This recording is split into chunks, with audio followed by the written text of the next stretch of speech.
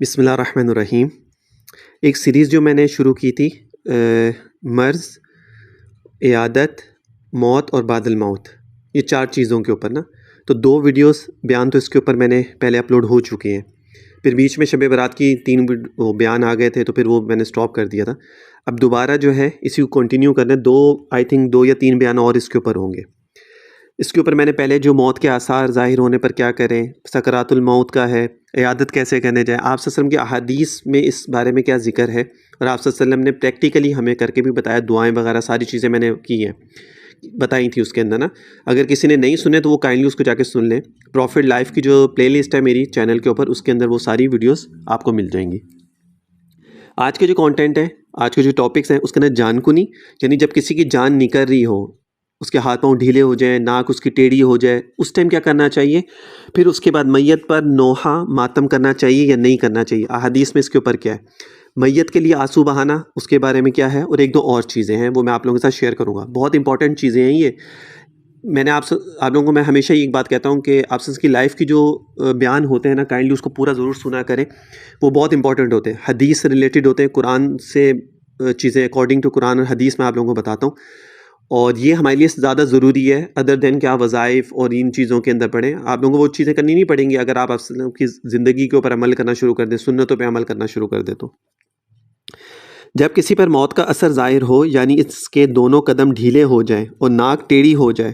اور کن پٹیاں دب جائیں، یہ ساری علامتیں ہوتی ہیں کسی انسان کے آخری وقت کی، تو چاہیے کہ اس کو داہنی طرف قبلہ رخ لٹا دیں، یعنی سیدھے ہاتھ کی طرف۔ اور مستحب یہ ہے کہ کلمہ شہادت کی تلقین اس طرح کرے کہ کوئی نیک آدمی اس کے پاس بلند آواز سے کہے، اشہد ان لا الہ الا اللہ وحدہ لا شریک لہ واشہد ان محمدً عبدہ ورسولہ۔ اس کو نہیں کہنا جس کی جان نہیں کر رہی کہ کلمہ پڑھو، اس کے سامنے کھڑے ہو کے یہ کلمہ پڑھتے رہیں، وہ آپ کو سن کے جو ہے نا، جتنی بھی اس کے اندر کوشش، ہمت، جان ہوگی وہ اس کو کر لے گا۔ اور اس کے پڑھنے کے لیے اصرار نہ کریں، اس کے لیے وہ اپنی تکلیف میں مبتلا ہے، اگر وہ ایک بار پڑھ لے تو کافی ہے، اور اس کے بعد وہ اور کوئی بات کرے تو پھر ایک بار اسی طرح تلقین کریں۔ اور مستحب ہے کہ اس کے پاس سورہ یاسین پڑھیں، اور نیک اور متقی آدمی اس کے پاس موجود رہیں۔ جب موت واقعہ ہو جائے تو اہل تعلق یہ دعا پڑھیں، انا للہ و انا الیہ راجعون، اللہم اجرنی فی مصیبتی واخلف فی خیرا منہا۔ یہ جو دعائیں ہیں نا، یہ میں فرسٹ کمنٹ جو ہوتا ہے ویڈیو کے نیچے یوٹیوب چینل پہ، اس پہ میں ساری دعائیں وہاں پہ اپلوڈ کر دیتا ہوں، لکھ دیتا ہوں، زیر زبر نہیں ڈالتا، وہ آپ ویڈیو سن کے اس کو خود سے اس دعا کو لکھ لیا کریں اور اس کے اوپر زیر زبر لگا لیا کریں۔ بے شک ہم اللہ ہی کے لیے ہیں اور ہم اللہ ہی کی طرف لوٹنے والے ہیں، اے اللہ میری مصیبت میں اجر دے اور اس کی عوض مجھے اس سے اچھا بدلہ عنایت فرما۔ جب موت واقعہ ہو جائے تو کپڑے کی پٹی سے اس کی داڑھی سر کے ساتھ باندھ دیں اور نرمی سے آنکھیں بند کر دیں، اور باندھتے وقت پڑھیں، بسم اللہ وعلی ملت رسول اللہ، اللہم یسر علیہ امرہ وساہل علیہ ما بعدہ واسعدہ بلقائک واجعل ما خرج الیہ خیرا مما خرج عنہ۔ یہ چیزیں کسی کو بھی نہیں پتہ، افسوس کے ساتھ بڑے بڑے لوگوں کو ان چیزوں کا نہیں پتہ ہوتا کہ جب آخری وقت ہوتا ہے تو کیا کرنا ہے، کیسے لٹانا ہے، اور جب آنکھیں بند ہو جائیں، جب جان نکل جائے تو پھر اس کے ساتھ کون سی دعا پڑھنی، کیا کرنا ہے، کسی کو بھی نہیں پتہ ہوتا۔ یہ بہت امپورٹنٹ چیزیں جو میں آپ لوگوں کے ساتھ شیئر کرتا ہوں، اور یہ سب مسلمانوں کو، بیگم مسلم، ہم لوگوں کو یہ چیزوں کو پتہ ہونا چاہیے۔ شروع کرتا ہوں اللہ کے نام سے اور رسول کے دین پر اور رسول اللہ کے دین پر۔ اے اللہ اس میت پر اس کا کام آسان فرما، اور اس پر وہ زمان آسان فرما جو اب اس کے بعد آئے گا، اور اس کو اپنے دیدار مبارک سے مشرف فرما، اور جہاں گیا ہے یعنی آخرت، اس کو بہتر کر دے اس جگہ سے جہاں سے گیا ہے یعنی دنیا سے۔ اتنی خوبصورت دعا ہے یہ۔ پھر اس کے بعد اس کے ہاتھ پیر سیدھے کر دیں، اور مستحب ہے کہ اس کے کپڑے اتار کر ایک چادر اڑا دیں اور چارپائی یا چوکی پر رکھے، زمین پر نہ چھوڑیں، یعنی چارپائی وغیرہ پر لٹائیں، زمین پر نہ لٹائیں۔ پھر اس کے دوست احباب کو خبر کر دیں تاکہ اس کی نماز میں زیادہ سے زیادہ شریک ہوں اور اس کے لیے دعا کریں، اور مستحب ہے کہ اس کے ذمہ جو قرض ہو اس کو ادا کریں، اور تجہیز و تکفین میں جلدی کریں، یعنی کفن دفن میں جلدی کر دیں۔ غسل سے پہلے میت کے قریب آ کر قرآن پڑھنا منع ہے، غسل سے پہلے۔ جب اس کو غسل دے دیں پھر بے شک پڑھ لیں، لیکن اس سے پہلے منع ہے۔ میت پر نوحہ و ماتم نہیں کرنا چاہیے، جس طرح آج کل لوگ جو ہیں اپنے آپ کو مارنے لگ جاتے ہیں، ماتم شروع کر دیتے ہیں، اور پتہ نہیں عجیب عجیب چیزیں ہوتی ہیں۔ تو حضرت عبداللہ بن عمر سے روایت ہے کہ ایک دفعہ سعد بن عبادہ مریض ہوئے تو آپ صلی اللہ علیہ وسلم عبد الرحمن بن عوف، سعد بن ابی وقاص اور عبداللہ بن مسعود کو ساتھ لیے ہوئے ان کی عیادت کے لیے آئے۔ آپ جب اندر تشریف لائے تو ان کو غاشیہ میں یعنی بڑی سخت حالت میں پایا۔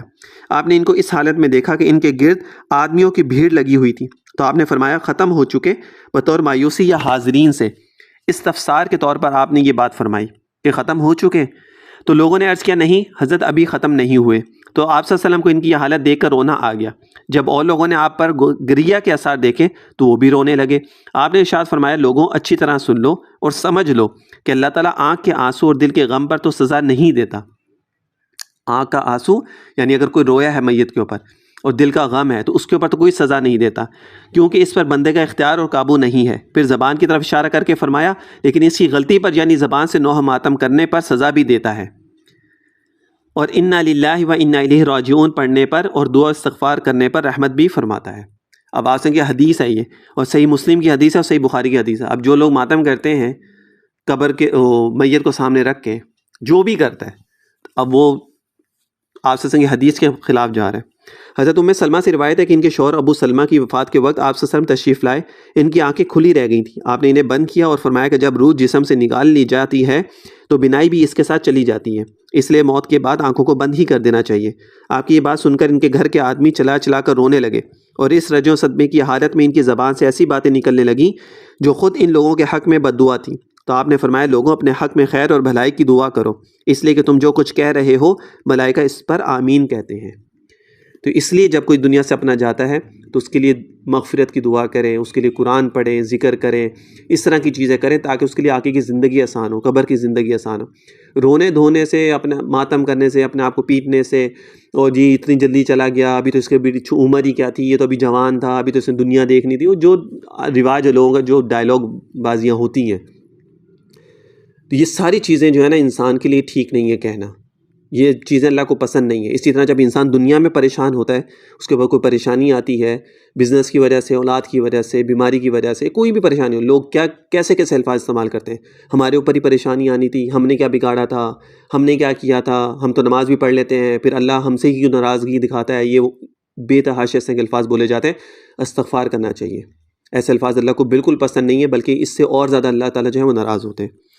اے اللہ ابو سلمہ کی مغفرت فرما اور اپنے ہدایت یافتہ بندوں میں ان کا درجہ بلند فرما، اور اس کے بجائے تو ہی نگرانی فرما اس کے پسماندگان یعنی گھر والوں کی، اور رب العالمین بخش دے ہم کو اور اس کو، اس کی قبر کو وسیع اور منور فرما۔ میت کے لیے آنسو بہانا جائز ہے۔ آپ نے اپنی امت کے لیے جملہ اس طرح جا انا للہ و انا الیہ راجعون کہنا اور اللہ کی قضا پر راضی رہنا مسنون قرار دیا ہے، یہ سنت ہے، انا للہ و انا الیہ راجعون میت پر کہنا،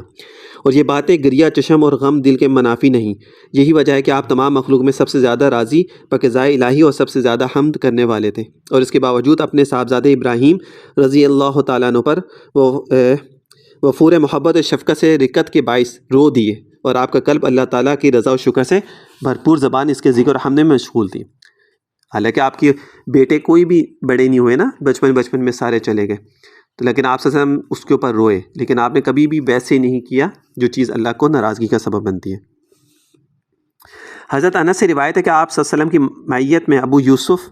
اچھا چلیں بس یہاں تک انشاءاللہ تعالیٰ، اس کو کل کی جو بیان ہوگا نا اسی سے ریلیٹڈ آگے تو وہ اور بھی ہیں، میت کا بوسہ لینا اور قبر میں کفن دفن میں جلدی کرنا، اہل میت کے لیے کھانا بھیجنا، یہ ٹاپکس آج کل بہت امپورٹنٹ ہے۔ یہ جو ٹاپکس میں جو آپ لوگوں کو کنٹینٹ بتا رہا ہوں نا، یہ بہت امپورٹنٹ ہے، لوگوں کو پتہ ہی نہیں ہے اس کے بارے میں، کس طرح چلنا چاہیے، کیا سنت عمل ہے، کیا مستحب عمل ہے، کسی کو نہیں پتہ۔ موت پر صبر اور اس کا اجر کتنا ملتا ہے، گھر والوں کی تعزیت کیسے کرنی ہے، میت کا سوگ کیسے منانا ہے، میت کو غسل و کفن کیسے کرنا ہے، یہ سب چیزیں انشاءاللہ تعالیٰ کل کے بیان میں آپ لوگوں سے شیئر کروں گا۔ زیادہ لمبی ویڈیو اس سے نہیں کرتا، بیان نہیں کرتا کہ لوگ جو ہیں وہ ویسے ہی تنگ ہو جاتے ہیں، 2 منٹ کا بیان لوگوں سے سنا نہیں جاتا تو 10 منٹ کا بیان کہاں سنیں گے۔ لیکن خیر میرا تو، کیونکہ میں تو ایک شروع سے لے کے چاہ رہا ہوں، پوری پلے لسٹ ہے پروفٹ لائف کے اوپر، اور میں تو شروع سے آپ سے کی چھوٹی سی چھوٹی سنت کے اوپر بھی میں نے پورے بیان ہیں، پیچھے ویڈیوز بھی ہیں، بیان بھی ہیں، تو آپ لوگ وہ بھی دیکھ سکتے ہیں۔ جس کو شوق ہے آپ سے کی زندگی